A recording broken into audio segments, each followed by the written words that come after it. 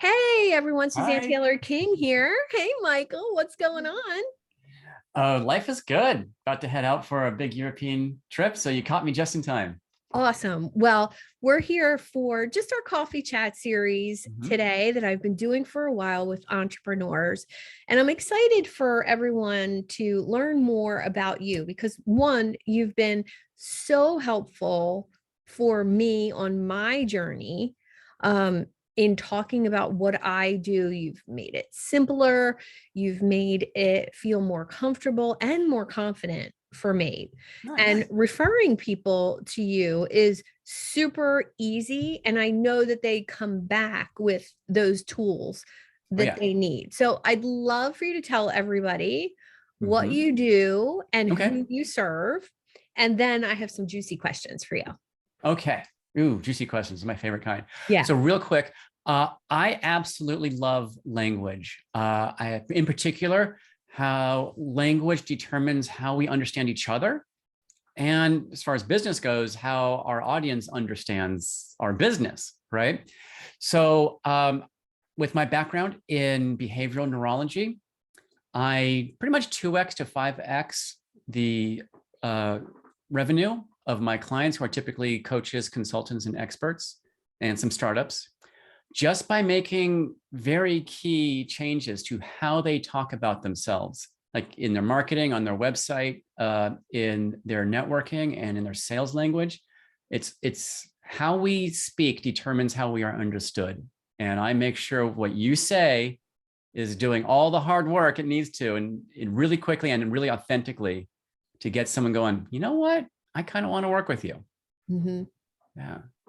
Well, I want to just compliment your workshop that you have Thank once you. a month for Yeah. people on right My here on my favorite thing desk. to do each month is that workshop. I get so excited for it. I, you know, I, I, I think that when you have something that you do on a regular basis Mm-hmm.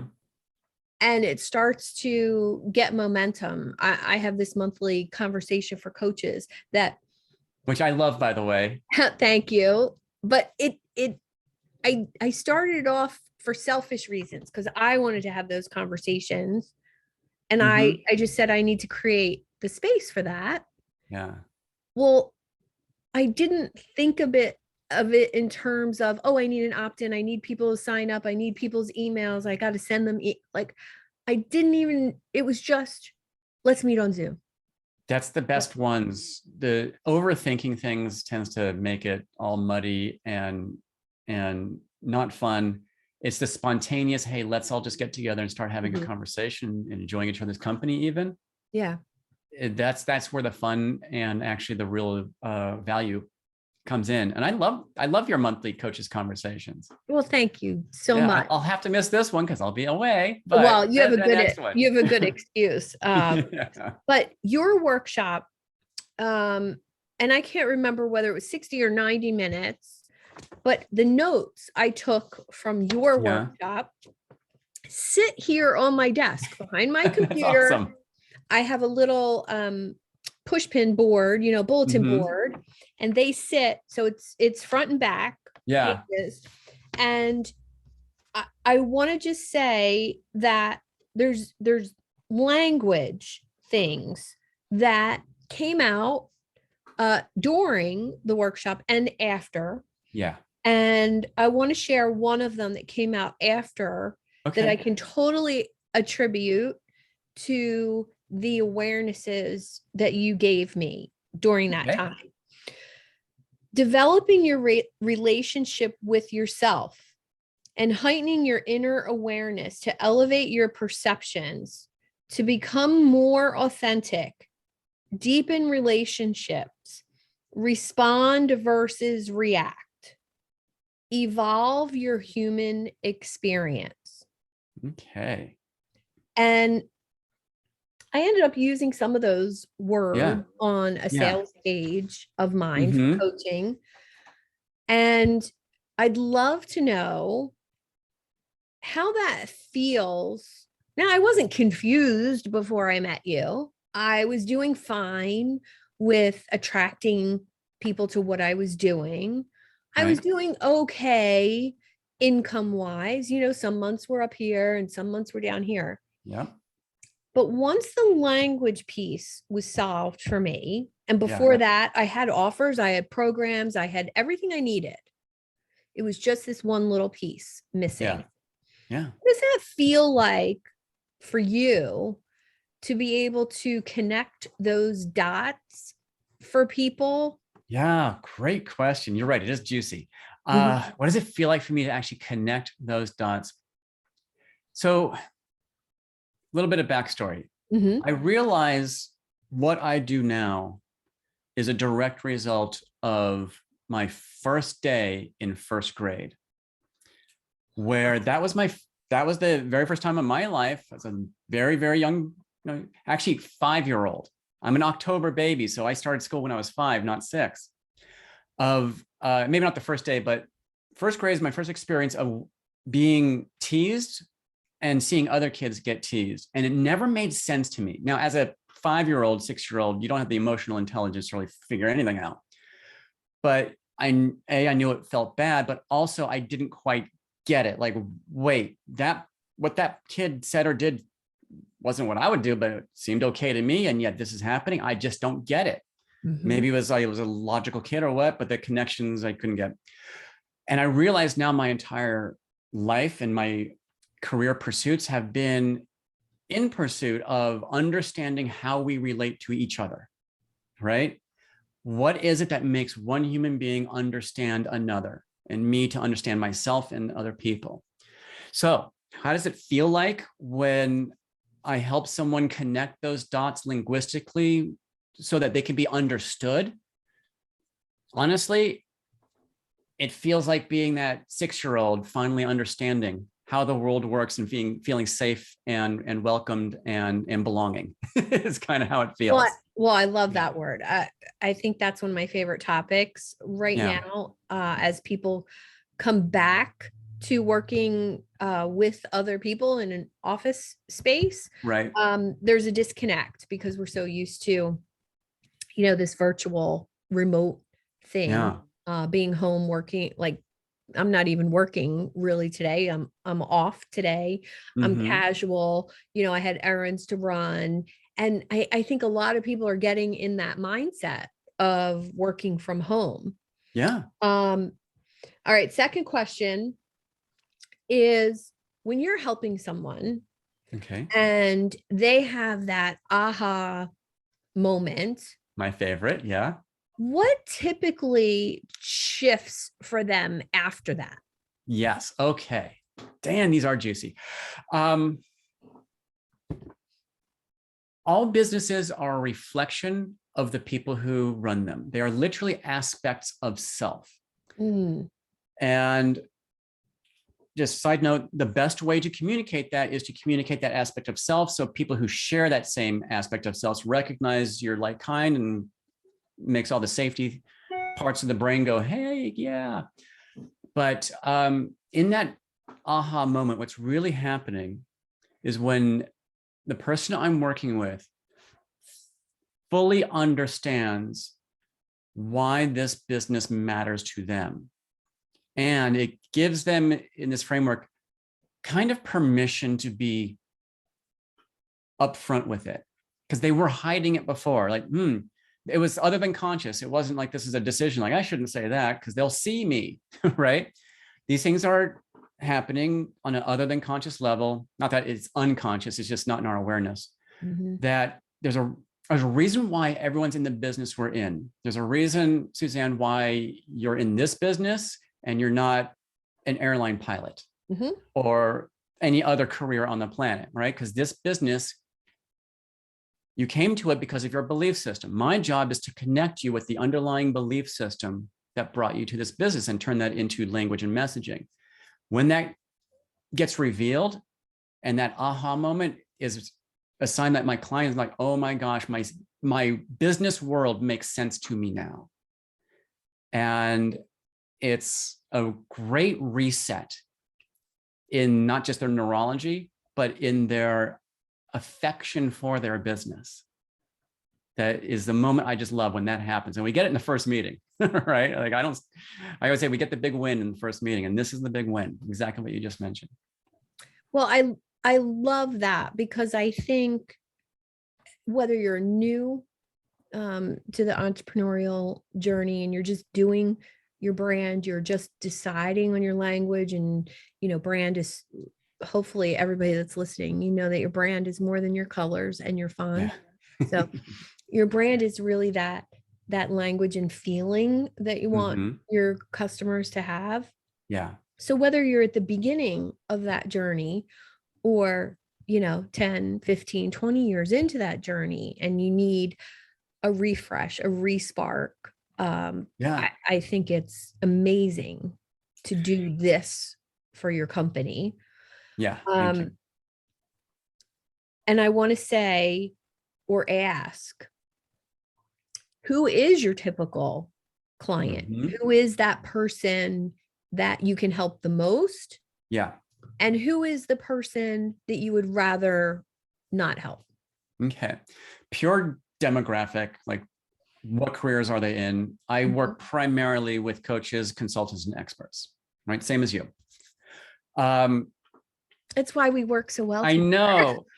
The problem they are noticing is they sound just like everyone else who does the same thing. Yes. And you want people doing the same thing you do. If you're the only person doing what you're doing, that's actually a red flag. And it's an uphill climb. You got to do a lot of education around it. And when there's other people doing it and they're making a living, there's demand. But there's a tendency for human beings to want to talk about ourselves in very neutral terms. It feels safe that way. However, what's happening is you're losing a lot of people. This is where a lot of the maybes or I'll think about it's come from. So my clients are noticing that I'm not differentiating myself. I'm getting a lot of maybes that should have been yeses. Like I really want to work with that person, but they're not for some reason. They're noticing that they're getting a lot of price pressure. There's a lot of like commoditization. Believe it or not, I recently worked with a client who is a IP attorney. Now you think an attorney with some specialization. She says, half of my calls are how much? She's become a commoditized, an attorney, right? Well, we got her out of that whole framework. Yeah, now she's able to charge what she wants to charge. So that's what they're experiencing. And literally just by talking about yourself differently, changing the frame and understanding the frame of mind of your ideal audience changes the game. So those are my clients. I love working with the solopreneurs. I love working with the small businesses. They're like maybe 10 to 20 people or so, or even fewer. I'm even able to work with the groups within those bigger companies. The largest I've had was 9 people in the room, the CEO, 4 VPs, and their 4 reports. Okay. And I got them all aligned on what is the language around this business? How do we market it? How do we do all these things? And they've been arguing about that for 5 years, to the point where someone's going to leave type of arguments. Oh, and yeah. CEO pulled me aside. He's like, how'd you get us doing this in just 4 hours? I'm like, yeah, well, that's how it works. So those are my clients. Typically, psychographically, if you're the kind of person who loves to learn new things, like you're on the TED Talks, someone says, hey, or you see something on the Facebook, like, hey, here's some interesting factoid about something that doesn't relate to anything that you do for a living. That's neat. I'm going to learn about it. If you're that kind of person, you bet. You have to have a pretty good degree of empathy to do the work with me. There's a lot of self-awareness that goes on. I like to call it intellectual creativity. In other words, you can take 2 different ideas and combine them to make a new idea, right? I hadn't thought about that before. That makes sense. That's intellectual creativity. And finally, you are driven to succeed, but you're not super neurotic about it, okay? If you're grind type A, gotta go now, I'm not a good fit for you, right? But if I want to achieve these goals and I want to do it deliberately, maybe quickly, that's fine too. But it's a goal I want to have, but I'm flexible in how I get there, and it doesn't have to happen right today. We're going to get along great. Those are all my personality traits. And what do? We get along with people who share our personality traits. Well, I think that was the most profound thing, even after, all my study in positive psychology, emotional intelligence, when you explained it, people want to be with like kind, cows hang out with cows, horses hang out with horses, right? And I was like, oh my God. Yeah. And, consciously, these things, Right? Yeah. You know that people, and this is a perfect explanation of the work that you do. So I know that people buy from people they know, like, and trust. Yep. And, in the online space, knowing somebody might be a perceived thing. You think you know somebody, but you don't actually know them like we know each other. Yeah. Right. But when you said people buy from like kind. Yeah. And I was like, oh, well, that makes sense. Think about all your best clients, the ones you love working with. Notice how alike you are with them in your belief systems, your point of view, your energy, the whole thing. 3 that are most like me in the past 8 years. Yeah. I dismissed as clients and made them friends. Yeah. Like, they were so like me. How can we continue? Like, yeah, right. I need you in my life. You're so like me. Yeah. And I think that says I'm doing an awesome job. If I'm attracting people who I actually want to hang out with. Right. Who Isn't are that delightful? Actually, it's phenomenal. Yeah. Yeah. So I always like to say, let me reframe something for the audience and everyone else. That saying, people don't buy what you do, they buy you, right? Yeah. It's actually not entirely true, right? We don't buy you. People buy the reflection of themselves they see in you, right? So the question is, what kind of a mirror are you holding up? Well, wouldn't you rather be holding up the mirror that's going to attract the kind of person you love working with? Who is that person? Well, they're kind of just like you. So the more you are able to understand what I call the belonging traits, right? Which is what I just described, that loves to learn, empathy. Those are all what makes us feel like we belong with each other. When you're very clear on that, and you can communicate those clearly, either explicitly or implicitly through how you talk on the phone, how you meet people, what your website is organized. There's a way to do that that will trigger these belonging traits. What happens? Well, you start attracting those people. They see themselves reflected in you, and that's why they buy from you. No one buys from you because of what you do. That's just what they're interested in. That's what they're buying. The reason why they're going to choose to work with you as opposed to the other people who basically could deliver the same thing is because we are like kind.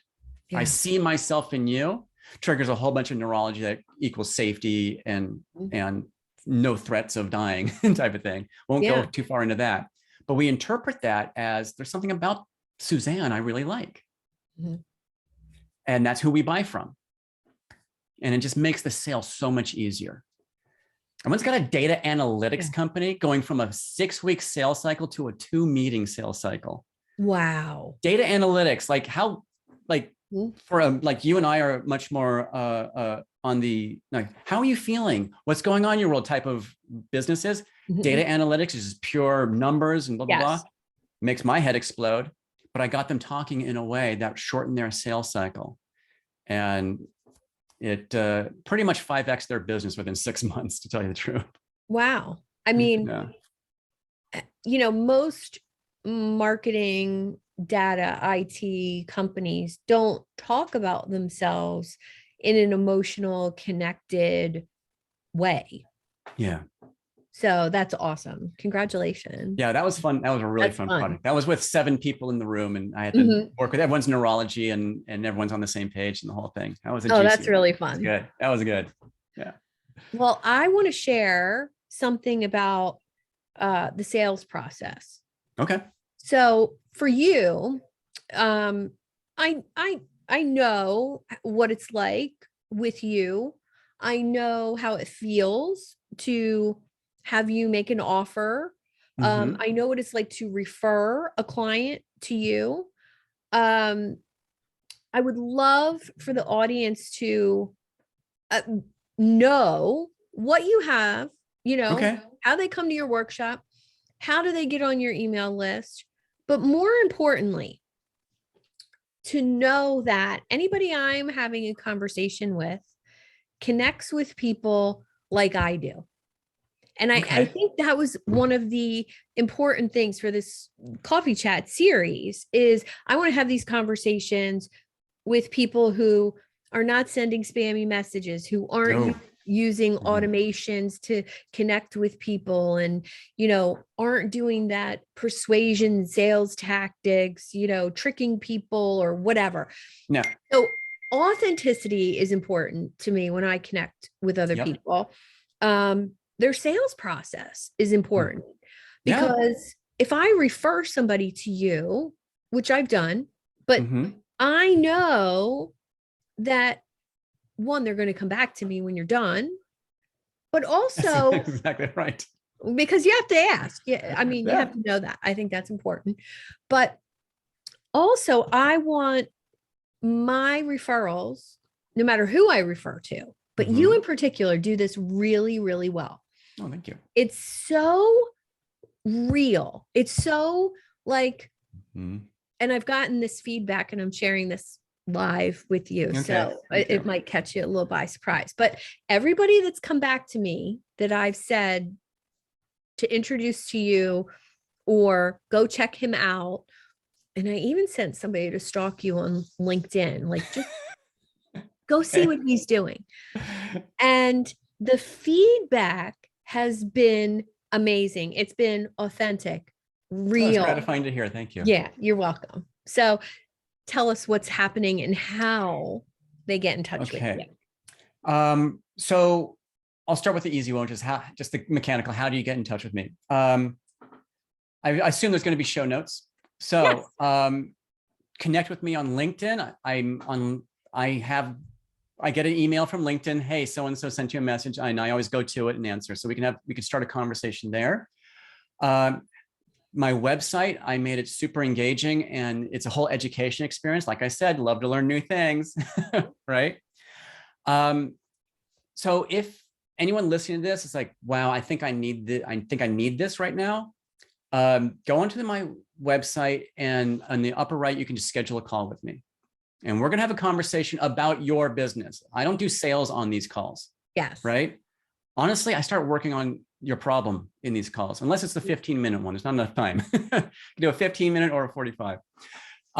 If you're just kind of curious, I'd like to learn more. Also on the website, you can register for the workshop. And this is what we were talking about. The workshop is actually an hour and a half to 2 hours, depending on how many people show up. The reason is in the first 35 minutes or so is a really highly informative and lots of reframes going on education piece. I call it my TED Talk. I use the finger quotes. I haven't actually been on the TED stage about how language works in our neurology. And I give clear instructions. Here are the kinds of things you need to be talking about in your sales, like in your pitches and everything. And then the second half, we actually do work together. Like I said, it's a workshop, not a webinar. We do actual work in the room. You come out with a better understanding of your message than you did coming in.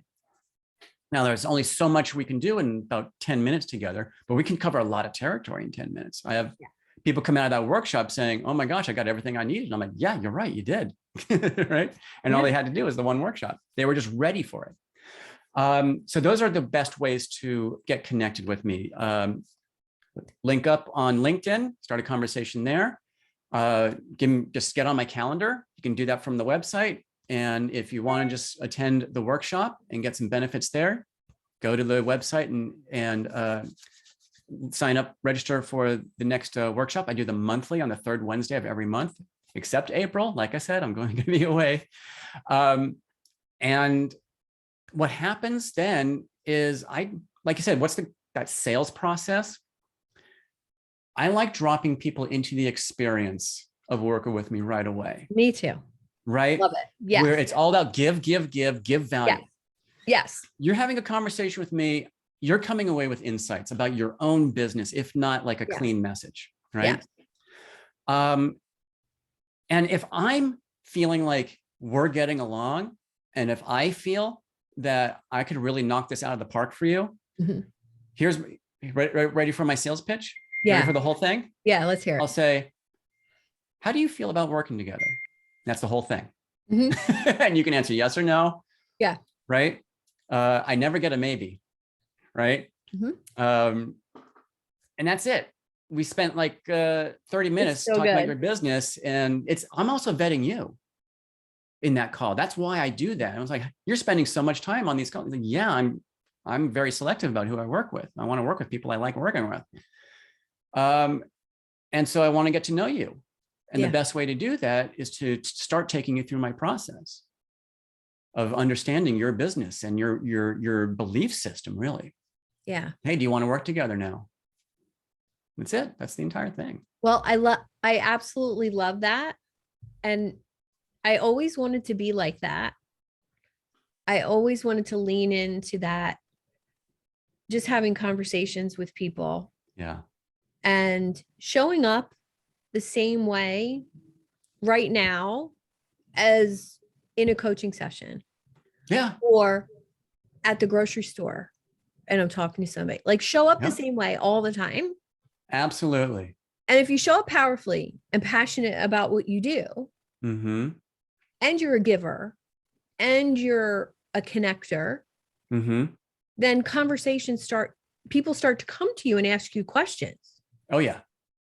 Well, if you can answer those questions with insights or more questions or curiosity. That's the key, curiosity. Yeah. It is 100%. I got asked to lunch last week. Somebody just wanted to talk about something and they knew I would understand. And I was like, wow, I have time to do that, which is amazing in itself.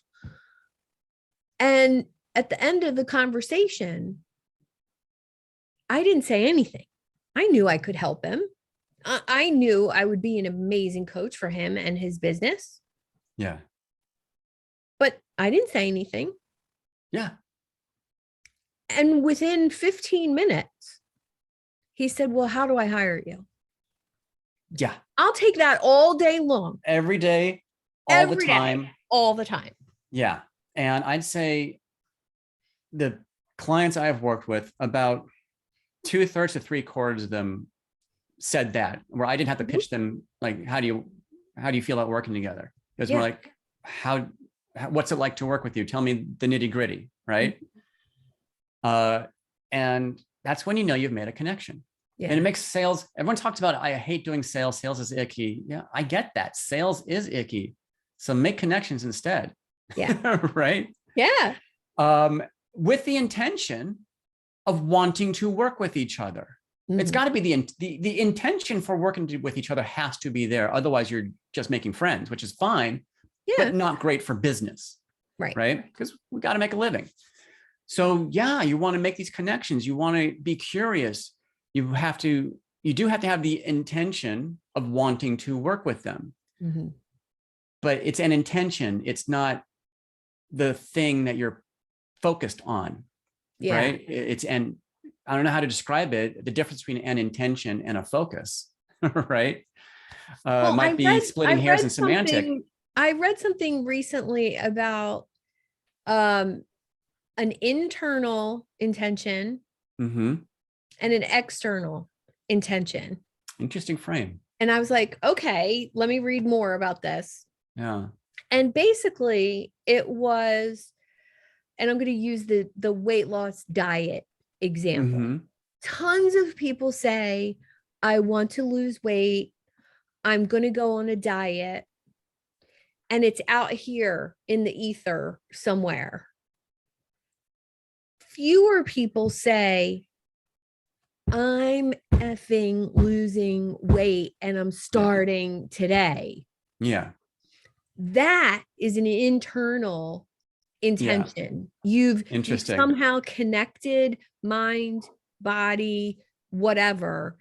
Yeah. And It's by other names, it's alignment. Yeah. Okay. It's right. All those things. Yeah. Yeah. Yeah. So a bit of advice for the viewers and listeners here. There's a lot of talk about, you have to help them see their future with you, like after working with you. And that's true, but there's actually a step before that, right? It's like what you have to do is first, you have to embody and get excited for the future they're going to have from working with you. Love If that. you can load up that experience during that, essentially the sales conversation, whether it's more conversation than sales, but when you're able to load up how amazing and be authentic about it, like, oh my gosh, I can totally see how your life is going to be baller from this work that we're going to do. You got to load that up. It's going to come out. It's going to come out in your language. It's going to come out energetically. We do a lot of saying yes to things just by a vibe. Yes. It's just how humans work. Yes. Especially in the experts, coaches, and consultant space. So you have to load that up first. So if you're out there trying to convince the person you're talking to how good their life is going to be, it's not going to work until you believe it yourself, until you load up those feelings. Well, if anybody wants to experience that, I do that really, really well. Yeah, you do. Like, let me give it to you. Like, and it only takes 5 minutes. It really only takes 5 minutes. If I'm passionate about your business, all I have to do is allow, just a little imagination, a little, visioning of the future. Have you ever thought about having a membership community? Yeah. No. Well, imagine what that would be like to have a recurring revenue. The amount of people that you have, you could easily do that. Yeah. Or any other idea that comes, right? Right. And when I notice, I can't fake that. Yeah. You can't decide on that in advance. You can't plan it. You can't script it. You can't, you can't sales script it. You cannot. So I love that about you, that you do that as well. Thank you. Yeah. Just one more thing about that. Sure. A lot of the work I do with is in beliefs. When the message comes from the belief, it's a powerful message. I mean, even the highest valued corporation on the planet did this, which is Apple, when they did the Think Different campaign. Think Different is a belief statement. So in any human interaction, the person with the strongest belief wins. Okay, you've heard me say something like this before. The example I use is, if the child believes they deserve that piece of candy more than their parent believes they don't, guess who's getting candy, right? Pretty quickly, right? Yeah.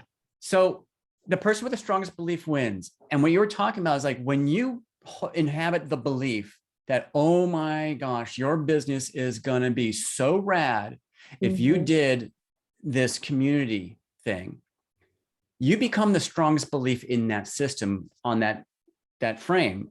And what happens is, people with a not as strong belief in it kind of go on to the map of the person who does have the strongest belief, which is also why when you are talking about your business and your quote unquote message, which is not just your headline, your message is exactly like, what is your message to the world about your business and what you do?